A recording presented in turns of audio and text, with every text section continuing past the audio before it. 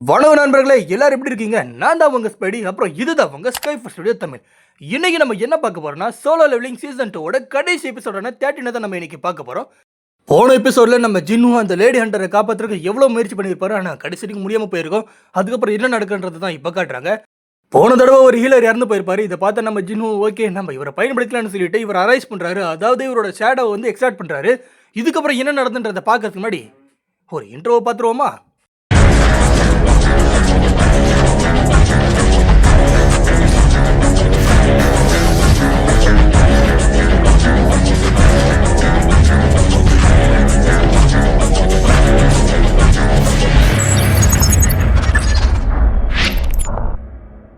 Okay, அதுக்கப்புறம் ஒரு 4 hunters உட்காந்து பேசிக்கிட்டு இருக்காங்க. அதில் ஒரு ஹண்டர் என்ன போல என்ன விட்டுருங்கன்னு சொல்லி பயங்கரமாக கதறிட்டு இருக்காரு.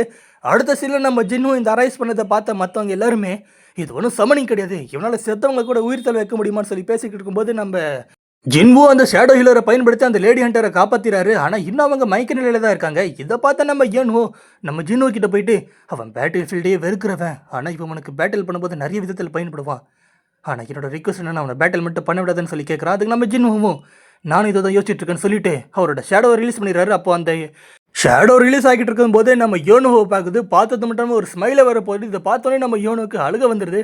அதுக்கப்புறம் அந்த ஆண்ட்ஸ் எல்லாமே தனக்கு வழிகாட்ட யாரும் இல்லைன்னு சொல்லிட்டு அந்த தீவு முழுக்கவே கண்ணப்பண்ணு பறந்து எல்லாரையும் தாக்கிட்டு இருக்கு. அப்போ நம்ம மற்ற ஹண்டர்ஸும் அந்த பாதிக்கப்பட்ட லேடி ஹண்டர்ஸையும் கூப்பிட்டுட்டு அங்கேருந்து கிளம்பிட்டாங்க. அதுக்கு அடுத்த சீனில் நம்ம ஜின்வோவும் அவரோட ஷேடோஸை பயன்படுத்தி அங்கே இருக்கிற எறும்புங்க எல்லாத்தையும் அடித்து துவம்சம் பண்ணிட்டு இருக்காரு. இதனால் அவருக்கு லெவலப்பும் கிடைக்குது. ஒரு வழி அவரும் லெவல் 100 தொட்டுறாரு. இதை பார்த்தா நம்ம ஜின்வோவும் ஓகே ஒரு வழியாக லெவல் 100 நம்ம தொட்டுட்டோம் அப்படின்னு சொல்கிறாரு. அதுக்கப்புறமா அந்த ஷேடோஸ் எல்லாருமே அங்கே இருக்கிற ஆண்ட்ஸ் எல்லாத்துக்கூடையும் சண்டை போட்டுட்டு இருக்கு. இதை பார்த்துருக்கு நம்ம ஜின்னு ஓகே நம்மளும் களத்தில் இறங்கும்னு சொல்லிட்டு தன்னோட ஸ்வாடை பயன்படுத்தி ஒரு சொல்லிட்டு ஒரு அடிப்பா இருப்பாருங்க. அப்போ அங்கே இருக்கிற இடம் எல்லாமே இப்படி தெரிச்சு இப்படி சுக்குனூற இடம் இருக்கிற ஆண்ட்ஸ் எல்லாமே காணாமல் போயிடும். அப்போ நம்ம ஜின்னுவோம் ஓஹோ இது ரொம்ப பவராக இருக்குது, இதை நம்ம இன்னும் பார்த்து தான் பயன்படுத்தணும்னு சொல்லிட்டு அங்கே இருக்கிற எல்லா ஆண்ட்ஸ் கூட சண்டை போட்டு ஒவ்வொரு ஷேடோஸும் அடித்து துவம்சம் பண்ணிட்டு இருக்காங்க. எல்லாமே முடிஞ்சதுக்கப்புறம் அந்த ஆண்ட் கிங் கிட்ட போயிட்டு நம்ம ஜின்வு ரைஸ் அப்படின்னு சொல்கிறாரு. அப்போ அவரை சுற்றி ஒரு டார்க்காக கிரியேட் ஆகுது. அப்போ நம்ம ஜின்வு என்ன இது ஃபெயில் ஆகிடுச்சு அப்படின்னு நினச்சி யோசிச்சுட்டு இருக்கும்போது அவர் பின்னாடி இந்த ஆண்ட் கிங் அரைஸ் ஆகி நிற்பார். லிட்ரலி அந்த சீன்லாம் பார்க்கும்போது அப்படியே வேறு லெவலில் இருக்கும் காய்ஸ். அதுக்கப்புறம் நம்ம ஜின்வு நல்ல வேலை இது ஃபெயில் ஆகிடுச்சு நான் நினச்சேன் அப்படின்னு சொல்லிட்டு நம்ம ஜின்வு அங்கேருந்து கிளம்புறாரு. அப்போ அந்த ஆண்ட் மாஸ்டர் அப்படின்னு கத்தும் போது இதை கேட்டு நம்ம ஜின்வுக்கு என்ன இதால் பேச முடியுமா? அப்போ நான் நினச்சேன் ரைட் இவன் இன்னும் திருந்தலமாமா, இவன் திரும்ப சண்டை போட போகிறேன்னு நினச்சேன். அப்போ அந்த ஆண்டி எனக்கு ஒரு பேரை வைங்க மாஸ்டர்னு கேட்குது. அதுக்கு நம்ம ஜின்னு உன்னை என் கையாலேயே கொண்டு இருக்கேன், அப்படி இருந்தும் எதுக்காக நீ எனக்கு கீழ்படுன்னு சொல்கிறான். அதுக்கு அந்த ஆண்ட்டும் இல்லை நான் இன்னும் சாகலை, அது மட்டும் இல்லாமல் எனக்கு உயிர் கொடுத்தது நீங்கள் தான் அப்படின்னு சொல்லுது. சத்தியமாக சொல்கிறதெல்லாம் கேட்கும்போது அப்படி தூக்கிட்டு நிற்கும் காய்ஸ், சான்ஸே இல்லை. அப்புறம் நம்ம ஜின்னு அதுக்கு பெருன்னு பேரை வைக்கிறாரு. அதுக்கப்புறம் அடுத்த சீனில் மற்ற ஹண்டர்ஸ் எல்லாருமே அந்த ஆண்ட்ஸ் கூட சண்டை போட்டுருக்காங்க. எல்லாருமே துவம்சம் பண்ணிட்டு ரொம்ப கஷ்டப்பட்டு தாறுமாறு சண்டை போட்டுருக்காங்க. இதை பார்த்துட்டு நம்ம ஜின்னுவும் அந்த பெருவும் ஓகே இதை உன்னால் தடுக்க முடியுமா அப்படின்னு நம்ம ஜின்னுவை கேட்குறாரு. அதுக்கு நீங்கள் உத்தரவு கொடுத்தா சரி மாஸ்டர், நான் எதோ ஒன்று செய்ய தயாராக இருக்கேன்னு சொல்கிறாங்க. அதுக்கு நம்ம ஜின்னு கிளம்புன்னு சொல்கிறான். அப்போது அந்த பெருவும் பறந்துட்டு போகிறான். அதுக்கப்புறம் நம்ம சாங்கை காட்டுறாங்க. அதாவது நம்ம ஜின்னுவோட ஃப்ரெண்டு பழைய ஃப்ரெண்டு இப்போ அந்த சாங்கை வந்து ஒரு ஆண்ட்டு தாக்க வரும்போது அந்த பெரு வந்து ஒரு அட்டாக் பண்ணும் பாருங்க. அப்பா அது லிட்டரலி ஒவ்வொரு சீன்ஸுமே இதில் வந்து இந்த எபிசோடில் சொல்ல போனால் ஒவ்வொரு சீனுமே கூஸ் பம்ப்ஸாக இருக்கும். இதை பார்த்துட்டு இருக்க நம்ம ஜின்னுவோட ஃப்ரெண்டும் இங்கே என்ன நடக்குது எனக்கு ஒன்றுமே புரியலன்னு சொல்லி தகச்சு போய் நிற்கிறாங்க. அடுத்த சீனில் அந்த மைக் நிலையில் இருக்கிற லேடி ஹண்டரையும் மற்ற ஹண்டர்ஸையும் ஹெலிகாப்டரில் போனாங்களே அவங்களை அட்டாக் பண்ணுறதுக்காக ஆண்ட்ஸ்லாம் வந்துருக்கு. அப்போ அதில் ஒரு ஹண்டர் என்ன பண்ணுறாருன்னா தன்னோட ஷீல்டை பயன்படுத்தி அந்த ஆண்ட்ஸில் முடிஞ்ச அளவுக்கு தடுக்கிறாரு. ஆனால் ஒரு கட்டத்துக்கு மேலே நாங்கள் நிறைய ஆண்ட்ஸ் வந்ததுனால அவரால் தாக்கு பிடிக்க முடியல, மூக்கிலேருந்து ரத்தம் வர ஆரம்பிக்குது. அப்போது அந்த ஆண்ட்ஸ் எல்லாமே அவரோட சீல்டை உடச்சி அவர் அட்டாக் பண்ண வருது. அப்போ என்ன பண்ணுறது தெரியல, அவ்வளோதான் நம்ம கதை முடிஞ்சது சொல்லி இவங்கெல்லாம் பார்த்துருக்கும் போது நம்ம ஜின்னு அவங்க வந்து காப்பாற்றிறாரு. இதை பார்த்தா நம்ம யூனோவும் இவன் திரும்பவும் நம்மளோட உயிரை காப்பாற்றிருக்கான்னு சொல்லி நினைக்கிறாங்க. அடுத்த சீனில் இந்த பேட்டில் எல்லாமே முடிஞ்சிருது. இவங்க விக்டரி அடிச்சிடறாங்க. இவங்க எல்லாருமே நம்ம ஜெயிச்சிட்டோம் அப்படின்னு சொல்லி எல்லாருமே ஆர்வத்தோடு என்ஜாய் பண்ணிட்டு இருக்காங்க. அப்புறம் அடுத்த சீனில் அந்த லேடி ஹண்டரை காட்டுறாங்க. அப்புறம் அடுத்த சீனில் இதை பற்றி நியூஸ்லலாம் வருது. இதை கேட்ட எல்லா மக்களுமே ரொம்ப சந்தோஷப்படுறாங்க. அடுத்த சீனில் தப்பிச்சு போன சில ஆண்ட்ஸ் எல்லாமே ஒரு ஷிப்பை தாக்க வருது. இதை பார்த்து எல்லாருமே ஹண்டர்ஸை கூப்பிடுங்க சீக்கிரம் அப்படின்றாரு. அப்போ அதுக்கெல்லாம் அவசியம் இல்லை, நம்ம நாட்டோட சிறந்த ஹண்டருக்கு கொஞ்சம் உடற்பயிற்சி தேவைப்படுதுன்னு நினைக்கிறேன், அதனால யாரையும் அனுப்ப வேணும்னு சொல்கிறாங்க. அதுக்கு அவங்களும் சரின்னு சொல்கிறாங்க. ஆண்ட்ஸ் எல்லாமே கொஞ்சம் கொஞ்சமாக இவர் ஷிப்பை நெருங்கிட்டு வருது. இதை பார்த்து அந்த ஹண்டரும் சரி நம்ம கொஞ்ச நேரம் விளையாடுவாமன்னு சொல்கிறாங்க. எனக்கு தெரிஞ்சு சீசன் 3 இவருக்குன்னு ஒரு கதை இருக்குன்னு நினைக்கிறேன். இல்லைனா இந்த அமெரிக்கன் ஹீரோ மாதிரி சும்மா ஒரு சின்ன சீனில் மட்டும் வந்துட்டு போயிடுவாருன்னு நினைக்கிறேன். வெயிட் பண்ணி தான் பார்க்கணும். ஓகே, அப்புறம் இவர் இந்த கத்தியை ஸ்லாஷ் பண்ணி ஒரு ரெடி அடிக்கிறாரு. அங்கே இருக்கிற ஒரு ஆண்ட்ஸ் கூட மிஞ்சல எல்லாமே செத்துருது. அதுக்கு அடுத்த சீனில் இறந்து போன எல்லா ஹண்டர்ஸுக்குமே மரியாதை செலுத்திட்டு இருக்காங்க. அப்போ நம்ம ஜின்வோவும் அந்த இடத்துக்கு வராரு. அவரும் ஒருத்தருக்கு மரியாதை செலுத்துறாரு. அது யாருன்னு பார்த்தீங்கன்னா போனாட்டி எக்ஸ்ட்ராக்ட் பண்ண இந்த ஹீலருக்கு தான்.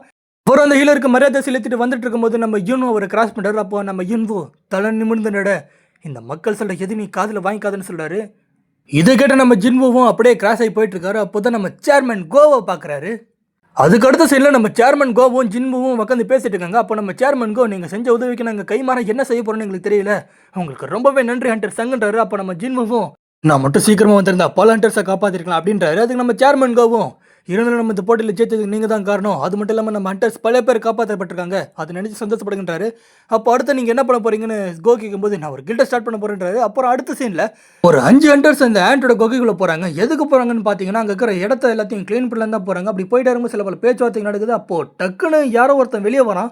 இதை பார்த்துட்டு இருக்காங்க எல்லாருமே ஷாக் ஆயிடுறாங்க. யாரா நீ அப்படின்னு சொல்லிட்டு சண்டை போட தயாராக இருக்கும்போது, அடடா கடுப்பாக இருக்கே அப்படின்றா. அப்போ டக்குன்னு ஒரு விரல் வந்து ஒரு சொடக்கு போடுது. அந்த சொடக்கு போட்டோடனே அங்கே இருக்கிற எல்லா டெஸ்ட்டுமே மயக்கப்பட்டு விழுந்துடுறாங்க. இதை பார்த்து அந்த பீஸ்டம் ஏன் இப்படி பண்ணுறேன்னு அப்படின்னு கேட்குறான். அப்போ ஒருத்தன் வெளியே வரான். அவனை பார்க்கும்போது அவெஞ்சர்ஸில் வர கிராண்ட் மாஸ்டர் வில்ல மாதிரியே இருக்கான். அப்போவா அந்த சண்டையை நீ பார்த்தியா, அவன் உண்மையாகவே சக்தி வந்தவனா இருக்கான், ஆனால் எதுக்காக மனுஷங்களுக்கு உதவுறான்னு தெரியலன்னு சொல்லிட்டு பேசிகிட்டு இருக்கான். அப்போ அவன் ப்ளூ கிளேட்டை கிரியேட் பண்ணுறான். இதை பார்த்துட்டு அந்த பீஸ்டம், நீ வேணா போய் அவனை நேரில் பாரு அப்படின்னு சொல்லிட்டு கிளம்புறான். அப்படி சொல்லிட்டு அந்த பீஸ்டம் கிளம்புறான். ஆனால் அப்போ ஒரு பயங்கரமான ஷாக்கு, அவனால் ரெட் கேட்டை கிரியேட் பண்ண முடியுது காய்ஸ். அதுக்கப்புறம் அவனும் கிளம்பிடுறான். இங்கே நடக்கிற எல்லாத்தையும் ஜின்வோட அப்பா நின்று வேடிக்கை பார்த்துருக்காரு. அடுத்த சீனில் ஒரு டிராஃபிக் ஜாம் இருக்கிற இடத்த காட்டுறாங்க. அந்த இடத்துல நம்ம ஜின்வோவும் இருக்கான். அப்போ நம்ம ஜின்வோ என்ன இங்கே இவ்வளோ டிராஃபிக் ஜாமாக இருக்குன்னு யோசிச்சுட்டு இருக்கும்போது சேர்மன் கோ ஃபோன் பண்ணி, இங்கே ஒரு கேட் ஓப்பன் ஆயிருக்கு, அங்கே உங்களால் போக முடியாதுன்னு கேட்குறான். அப்போ அந்த கேட்டு கிட்ட உட்காந்து பார்த்தா கதறிட்டு இருக்கான். என்ன எந்த ஹண்டர்ஸாலையும் வர முடியாதா ஏன் அப்படின்னு சொல்லி கேட்டிருக்கும்போது நம்ம ஜின்வோ உள்ளே நுழையாரு. இதை பார்த்து அவனும், உங்களுக்கு உதவி கால் வேணும்னு கேட்குறான். அப்போ ஜின்வோ, அதெல்லாம் தேவையில்லை, நான் தனியாகவே போகிறேன்றான். இதை பார்த்தவனும் என்ன தனியாக போகிறாரா யோசிச்சுக்கிட்டே இருக்கும்போது டக்குனு அந்த கேட்டு ரெட் கலரில் மாறுது. இதை பார்த்து அந்த பையன், என்ன நடக்குதுங்க, ஏன் இந்த கேட்டு ரெட் கலரில் மாறிடுச்சு அப்படின்னு சொல்லிட்டு ரொம்ப ஷாக்கில் எல்லாரும் பார்த்துட்டு இருக்காங்க. அப்புறம் அடுத்த சீனில் நம்ம ஜின்வோ, ரைட் ராடு, இது ஒரு ரெட் கேட்டா, எனக்கு மட்டும் ஏன் இப்படி நடந்துக்கிட்டே இருக்குன்னு சொல்லி நம்ம ஜின்வும் மண்டையை சுரிச்சிட்டு உட்காந்து ஃபீல் பண்ணிட்டு இருக்காரு. அப்போ நம்ம ஜின்வுக்கு ஆப்போசிட்டில் இருக்கிற காட்டுக்குள்ள ஏகப்பட்ட மான்ஸ்டர்ஸ்லாம் நிற்கிறத பார்க்குறான். இதை பார்த்த நம்ம ஜின்வும் தன்னோட ஷேடோ சோல்ஜர்ஸை சம்மன் பண்ணுறான். அப்புறம் அடுத்த சீனில் ஹீரோயினை காட்டுறாங்க. ஆக்சுவலி இவங்க உண்மையாகவே ஹீரோயினாலாம் எனக்கு தெரியாது, நிறைய பேர் சொல்கிறதுனால நானும் சொல்கிறேன். ஸோ யாரும் வந்து கமெண்ட்டில் திட்ட வேணாம் காய்ஸ்.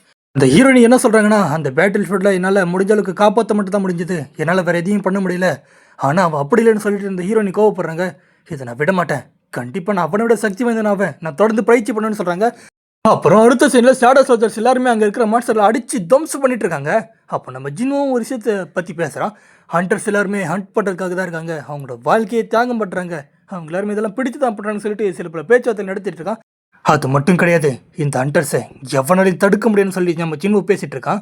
அதுக்கப்புறம் சண்டையெல்லாம் முடிஞ்சிருது, இவங்களும் ஜெயிச்சிடறாங்க. அங்கே இருக்கிற ஷேடோ சோல்ஜர்ஸ் எல்லாருமே லைனில் நின்று நம்ம ஜின்வு அதுக்கு நடுவில் நடந்து போகும்போது லிட்ரலி ஒரு பயங்கரமான ஒரு வைப்பை கிரியேட் பண்ணிது கைஸ். அப்போ நம்ம ஜின்வு ஒரு விஷயத்தை சொல்கிறாரு, சரி நம்ம ஆரம்பிக்கலாமான்றாரு.